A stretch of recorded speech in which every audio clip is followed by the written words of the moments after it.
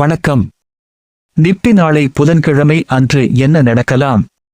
நீங்கள் பார்த்து கொண்டிருப்பது நிப்டியோட 5 நிமிடம் டைம் சார்ட். இன்று செவ்வாய்க்கிழமை நிப்டியோட ஹை 23,689, லோ 23,460, முடிவுற்ற விலை 23,644.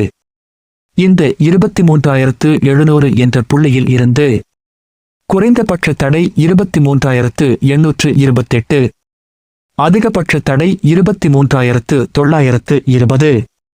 23,700 இருந்து குறைந்தபட்ச ஆதரவு நிலை 23,564, அதிகபட்ச ஆதரவு நிலை 23,480.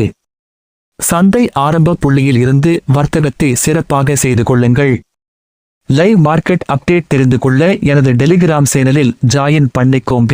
நன்றி.